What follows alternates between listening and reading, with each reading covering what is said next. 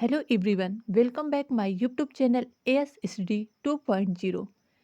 जैसा कि आपको पता है, हमारी हिस्ट्री की सीरीज जो चल रही है, इसमें हम राजपूत शासक के वर्णन करेंगे जिनका शासन उत्तर भारत में था।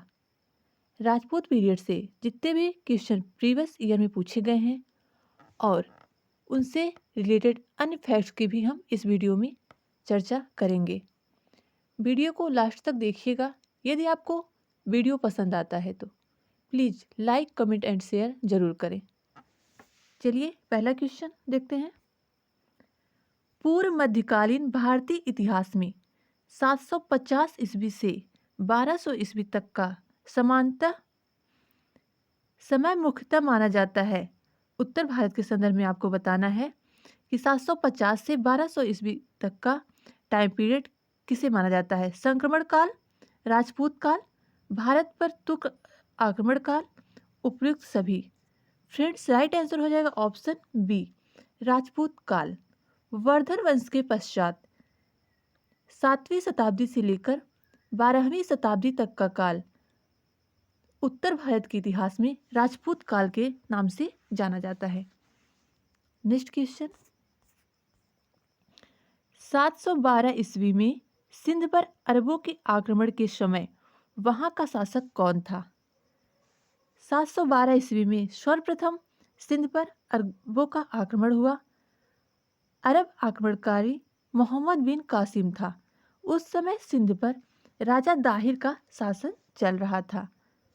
Next question. सर्वप्रथम भारत में जजिया कर लगाने का श्रेय सिंध के विजेता मोहम्मद बिन कासिम को दिया जाता है। उसने किस वर्ग को इस कर से पूर्णतः मुक्त रखा। इसके ऑप्शंस हैं मुसलमानों को, बौद्धों को, ब्राह्मणों को और निम्न जाति के लोगों को। मोहम्मद बिन कासिम ने सिंध पर 712 ईस्वी में आक्रमण किया और वहां पे उन्होंने सर्वप्रथम जजिया कर लगाया।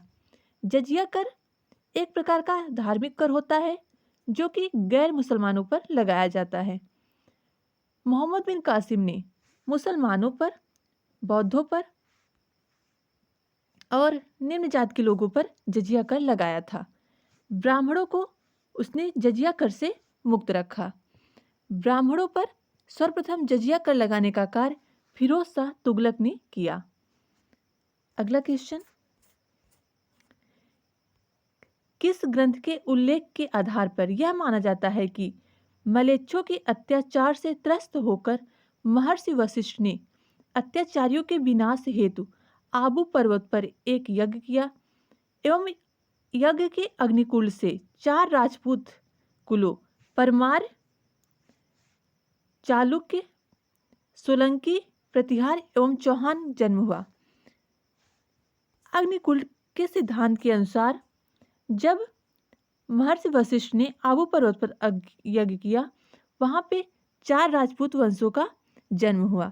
यह वर्णन चंद्रबरदायीकृत पृथ्वीराज रासों में वर्णित है। पृथ्वीराज रासों के अनुसार गुरु वशिष्ठ के यज्ञ से 4 राजपूत वंशों का उदय हुआ। उसमें थे परमार, चालुक, प्रतिहार व चौहान। चालुक और सोलंकी एक ही नाम है। Next question. ढिल्का या दिल्ली नगर की स्थापना की थी। दिल्ली नगर की स्थापना किसने की थी। सही आंसर हो जाएगा ऑप्शन बी, तोमरों ने। तोमर शासक अनंगपाल ने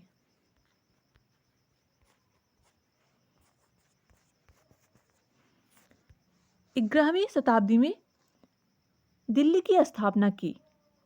यह जानकारी हमें पृथ्वीराज रासों से ही प्राप्त होती है। उस समय दिल्ली पृथ्वीराज चौहान की राजधानी थी, लेकिन उस टाइम दिल्ली का नाम पिथौरागढ़ हुआ करता था। Next question. उस शासक का नाम क्या है जिसने विजय स्तंभ का निर्माण कराया था।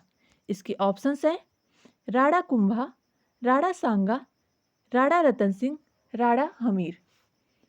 इसका राइट आंसर हो जाएगा ऑप्शन ए, राणा कुंभा। विजय स्तंभ राजस्थान के चित्तौड़गढ़ जिले में स्थित है। इसका निर्माण 1437 ईस्वी में मेवाड़ नरेश राणा कुंभा ने किया था। महमूद खिजली के नेतृत्व वाली मालवा और गुजरात की सेनाओं पर सारंगपुर के युद्ध में विजय जब राणा कुंभा ने प्राप्त की थी, इसके उपलक्ष्य में इन्होंने विजय स्तंभ या कीर्ति स्तंभ का निर्माण कराया। अगला क्वेश्चन, निम्नलिखित में से भारत पर पहली बार आक्रमण करने वाला कौन था? भारत पर सर्वप्रथम आक्रमण अरबों ने किया 712 ईस्वी में। मोहम्मद बिन कासिम ने सर्वप्रथम सिंध के राजा दाहिर को पराजित किया। नेक्स्ट क्वेश्चन है, पृथ्वीराज रासो निम्नलिखित में से किसने लिखा है? इसके ऑप्शंस है भवभूति, जयदेव, चंद्रवरदाई, बाणभट्ट। इसका राइट आंसर हो जाएगा ऑप्शन सी, चंद्रवरदाई। चंद्रवरदाई ने पृथ्वीराज रासो महाकाव्य को लिखा। चंद्रवरदाई पृथ्वीराज चौहान के राजकवि थे। इसमें पृथ्वीराज चौहान के जीवन चरित्र एवं उनकी उपलब्धियों का वर्णन है। अगला क्वेश्चन, पूर्व मध्यकालीन भारत के शासक राजवंशों के साथ उनकी राजधानियों का मेल बैठाइए। सूची 1 है शासक और सूची में 2 में है उनकी राजधानियां। प्रतिहार वंश की राजधानी थी कन्नौज। चंदेलों की राजधानी खजुराहो। परमार की राजधानी धार या धारा नगरी और चालुक्य सोलंकी की राजधानी आन्हिलवाड़। इस प्रकार प्रतिहार कन्नौज से, चंदेल खजुराहो, परमार धारा नगरी या धार, चालुक्य सोलंकी आन्हिलवाड़। 1100 ईस्वी में निर्मित मंदिर जो भुवनेश्वर में अन्य मंदिरों से प्रधानता रखता है, कंदरिया महादेव मंदिर, ये एमपी में है। मुक्तेश्वर मंदिर, राजा रानी मंदिर और त्रिभुवनेश्वर मंदिर। इसका राइट आंसर हो जाए ऑप्शन डी, त्रिभुवनेश्वर लिंगराज मंदिर या भुवनेश्वर का लिंगराज मंदिर, जो उड़ीसा के प्रमुख मंदिरों में सबसे प्रधानता रखता है। इसका निर्माण जजाति केसरी द्वारा किया गया। यह मंदिर शिव को समर्पित है। यह उड़ीसा की राजधानी भुवनेश्वर में स्थित है। नेक्स्ट क्वेश्चन, खजुराहो स्थित मंदिरों का निर्माण किसने कराया था?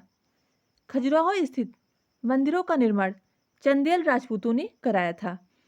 चंदेल शासक यशोवर्मन ने कंदरिया महादेव का मंदिर बनवाया था। नेक्स्ट क्वेश्चन, विजय स्तंभ कहाँ स्थित है? विजय स्तंभ का निर्माण राणा कुंभा ने चित्तौड़गढ़ में करवाया था। लिंगराज मंदिर की नींव डाली थी। लिंगराज मंदिर उड़ीसा के भुवनेश्वर में है, जिसकी नींव ययाति केसरी या जजाति केसरी ने डाली थी।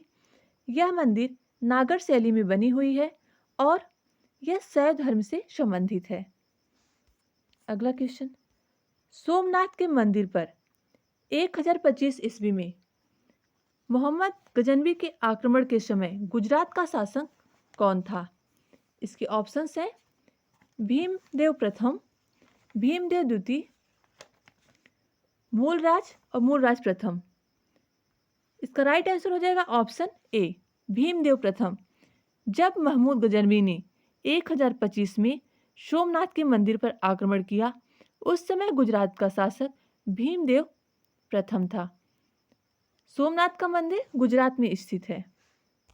अगला क्वेश्चन, हिंदू विधि पर एक पुस्तक मिताक्षरा किसने लिखी है? इसके ऑप्शंस हैं नयचंद्र, अमोघ वर्ष, विज्ञानेश्वर, कंबन। मिताक्षरा पुस्तक को विज्ञानेश्वर ने लिखा है। मिताक्षरा याज्ञवल्क्य स्मृति पर एक टीका है, जिसकी रचना 11वीं शताब्दी में हुई। इस ग्रंथ में जन्म से उत्तराधिकार के सिद्धांत का वर्णन किया गया है। ब्लैक पैगोडा है। ब्लैक पैगोडा कहाँ है? मिस्र में, श्रीलंका में, कोणार्क में और मदुरै में। इसका राइट आंसर हो जाएगा ऑप्शन सी, ब्लैक पैगोडा, जो कि उड़ीसा में है। इसे कोणार्क का सूर्य मंदिर भी कहते हैं। इसकी स्थापना नरसिंह देव प्रथम द्वारा की गई। सूची 1 को सूची 2 से सुमेलित कीजिए। एक तरफ राजवंश है और दूसरी तरफ राजधानियां। चहमान वंश की राजधानी अजमेर थी। चौहान वंश के सबसे प्रतापी शासक विग्रहराज चतुर्थ थे। गढ़वाल वंश की राजधानी कन्नौज। सिसोदिया वंश की राजधानी चित्तौड़। सिसोदिया वंश से संबंधित राणा कुंभा। कलचुरी या हैवम वंश की राजधानी त्रिपुरी। इस प्रकार चौहान अजमेर से, गढ़वाल कन्नौज से, गुहिलौत या सिसोदिया चित्तौड़ से, कलचुरी त्रिपुरी से। नेक्स्ट क्वेश्चन, कौन सुमेलित नहीं है? एक तरफ राजवंश है और उस राजवंश के संस्थापक। देखते हैं, चंदेल वंश के संस्थापक थे नन्नुक 731 ईस्वी में। कलचुरी वंश के संस्थापक थे कोक्कल और राजधानी थी अहिछत्र। गढ़वाल वंश के संस्थापक थे चंद्रदेव और राष्ट्रकूट वंश के संस्थापक विजयालय नहीं थे बल्कि दंती दुर्ग थे।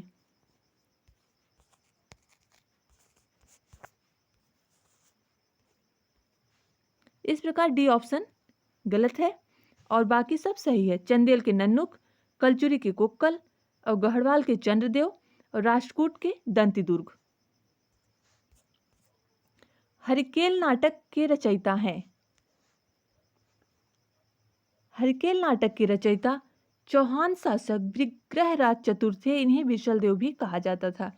ये चहमान वंश से संबंधित थे और चहमान वंश के संस्थापक हैं कोक्कल और इनकी राजधानी अहिछत्र थी और बाद में इन्होंने अजमेर को अपनी राजधानी बनाई थी। किस नाटक के कुछ अंश 2.5 दिन झोपड़ा मस्जिद की दीवारों पर अंकित है? हरिकेल नाटक के कुछ अंश 2.5 दिन झोपड़ा मस्जिद की दीवारों पर अंकित है। 2.5 दिन के झोपड़ा का निर्माण कुतुबुद्दीन ऐबक द्वारा किया गया। यह 2.5 दिन का झोपड़ा अजमेर में स्थित है। रानी पद्मिनी का नाम अलाउद्दीन खिलजी की चित्तौड़ विजय से जोड़ा जाता है। उसके पति का नाम था।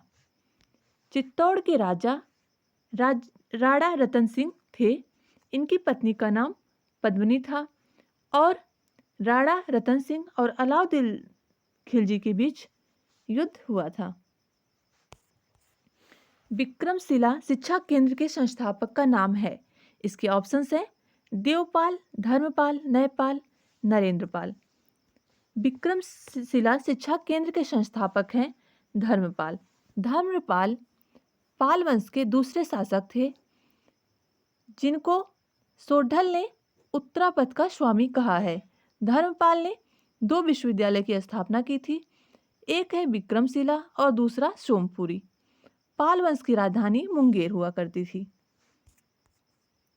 निम्नलिखित में से किस मंदिर परिसर में एक भारी भरकम नंदी की मूर्ति है जिसे भारत की विशालतम नंदी मूर्ति माना जाता है?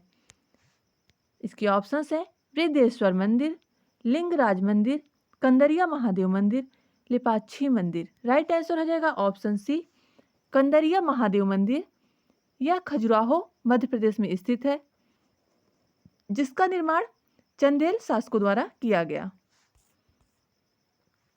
निम्नलिखित में से किसे एक नए संवत चलाने का एस प्राप्त है? इसके ऑप्शंस हैं धर्मपाल, देवपाल, विजय सेन और लक्ष्मण सेन। इसका राइट आंसर हो जाएगा ऑप्शन डी, लक्ष्मण सेन। गीत गोविंद के रचनाकार जयदेव किसके सभा को अलंकृत करते थे यानी किसके सभा में रहते थे? इसके ऑप्शंस हैं धर्मपाल, देवपाल, विजय सेन और ऑप्शन डी है लक्ष्मण सेन। लक्ष्मण सेन के सभा में गीत गोविंद के रचनाकार जयदेव रहते थे। इसके अलावा लक्ष्मण सेन के दरबार में पवन दूत के लेखक धोई और सदकुत क्रीड़ा मित्र के लेखक हलायुद्ध भी निवास करते थे। लक्ष्मण सेन बल्लाल सेन का पुत्र था, जो एक विद्वान था जिसने स्वयं अद्भुत सागर रचना को पूरा किया था। किसने सोमपुर महाविहार का निर्माण करवाया? इसके ऑप्शंस है Kumaragupta, Harsha, Dharmapala, Vijay Sen. Right answer option C, Dharmapala Somapura Mahavihara का निर्माण करवाया था। भुवनेश्वर तथा पुरी के मंदिर किस शैली में निर्मित हैं? भुवनेश्वर तथा पुरी के मंदिर नागर शैली में निर्मित थे। मंदिर निर्माण की प्राचीन भारत में कुल 3 शैलियां थी।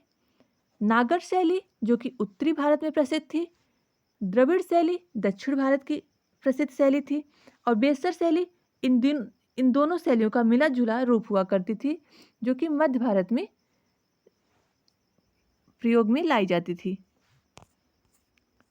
राजवंश जो कन्नौज पर आधिपत्य स्थापित करने में त्रिकोणीय संघर्ष में उलझे हुए थे, वे थे चोल, पाल, प्रतिहार, राष्ट्रकूट।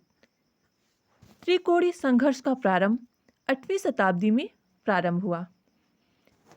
इसमें पाल, प्रतिहार और राष्ट्रकूट राजाओं ने भाग लिया। राइट आंसर हो जाएगा 2, 3, 4 ऑप्शन सी। भारत में प्रथम आक्रमणकारी था।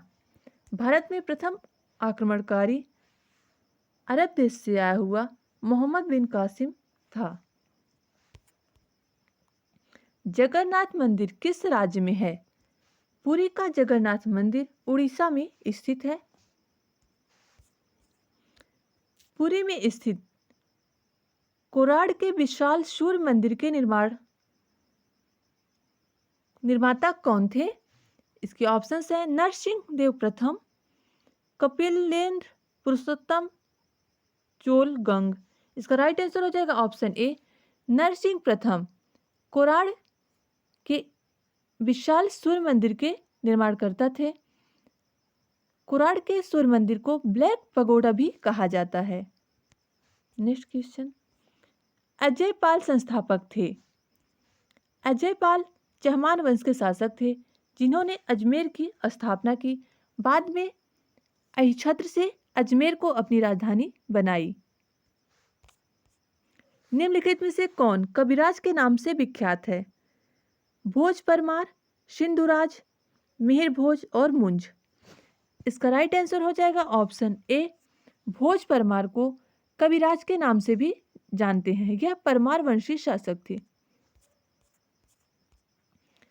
निम्न में से कौन सा संवत कलचुरियों द्वारा प्रयुक्त कारण कलचुरी संवत भी कहलाता है? विक्रम संवत 58 ईस्वी, शक संवत 78 ईस्वी और त्रैकूट संवत कलचुरियों द्वारा प्रारंभ किया गया। किसके राज्यकाल में लक्ष्मीधर ने कल्पद्रुम या कृत्य कल्पतरु ग्रंथ की रचना की? गढ़वाल वंश के शासक गोविंद चंद्र के शासनकाल में लक्ष्मीधर ने कल्पद्रुम या कृत्य कल्पतरु ग्रंथ की रचना की है। चंदावर का युद्ध 1194 में हुआ था। यह युद्ध किसके मध्य हुआ था?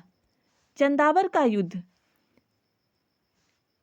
जयचंद और मोहम्मद गोरी के बीच हुआ था। मोहम्मद गोरी इसमें विजयी हुआ और जयचंद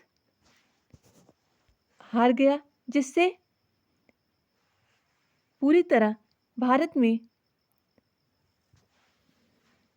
तुर्कों का राज्य स्थापित हो गया। नेक्स्ट क्वेश्चन है, नैषधीय चरित व खंड खाद्य के रचयिता श्रीहर्ष किस राज्य कवि थे? नैषधीय चरित या खंड खाद्य के रचयिता श्रीहर्ष चंद्रदेव के राज कभी थे? अगला क्वेश्चन, निम्नलिखित शहरों में से किस में लिंगराज मंदिर अवस्थित है? लिंगराज मंदिर भुवनेश्वर उड़ीसा में स्थित है, जिसका निर्माण जजाति केसरी द्वारा किया गया। यह मंदिर भगवान शिव को समर्पित है। किस पर स्वामित्व के लिए पाल प्रतिहार राष्ट्रकूट के बीच त्रिपक्षीय संघर्ष हुआ? कन्नौज। यह कृषि के क्षेत्र से बहुत ही उपजाऊ था। यहाँ पर गंगा और यमुना का दोआब होने के कारण यह हमेशा संघर्ष का कारण बना रहा। पाल प्रतिहार और राष्ट्रकूट तीनों ही कन्नौज पर अपना आधिपत्य जमाने के लिए आपस में लड़ते रहे। इसे ही इतिहास में त्रिपक्षीय संघर्ष के नाम से जानते हैं। त्रिपक्षीय संघर्ष की पहल किसने की? त्रिपक्षीय संघर्ष की पहल सर्वप्रथम गुर्जर प्रतिहार शासक वस्त्रराज द्वारा की गई। गुर्जर प्रतिहार शासक वस्त्रराज थे और राष्ट्रकूट शासक ध्रुव जो कि दक्षिण भारत के थे, और पूर्वी भारत बंगाल के शासक धर्मपाल में सर्वप्रथम युद्ध हुआ था। वस्त्रराज गुर्जर प्रतिहार वंश के शासक, ध्रुव राष्ट्रकूट शासक और धर्मपाल पूर्वी बंगाल के शासक। त्रिपक्षीय संघर्ष का आरंभ किस सदी में हुआ? त्रिपक्षीय संघर्ष का आरंभ 8वीं शताब्दी में हुआ। इसमें गुर्जर प्रतिहार, पाल और राष्ट्रकूट के बीच यह युद्ध हुआ था। त्रिपक्षीय संघर्ष का आरंभ और अंत किस राजवंश ने किया? त्रिपक्षीय संघर्ष का आरंभ वस्त्रराज द्वारा किया गया था, जो प्रतिहार वंश के शासक थे, और अंत में कन्नौज पर प्रतिहार वंश का ही शासन हुआ। त्रिपक्षीय संघर्ष में भाग लेकर उत्तर भारत की राजनीति में हस्तक्षेप करने वाली और दक्षिण से उत्तर पर आक्रमण करने वाली दक्षिण की प्रथम शक्ति कौन थी? त्रिपक्षीय जो युद्ध हुआ था कन्नौज के लिए, उसमें दक्षिण भारत की जो शक्ति थी वह राष्ट्रकूट थी। पाल वंश का संस्थापक कौन था? पाल वंश के संस्थापक थे गोपाल, जिसने उदंतपुरी बिहार का निर्माण करवाया। पाल वंश की राजधानी थी मुंगेर। पाल वंश की राजधानी कहाँ थी? अभी जस्ट बताया आपको, मुद्देगिरी या मुंगेर में। राष्ट्रकूट वंश का संस्थापक कौन था? राष्ट्रकूट वंश का संस्थापक दंतदुर्ग था। इनकी राजधानी थी अनिलवाड़।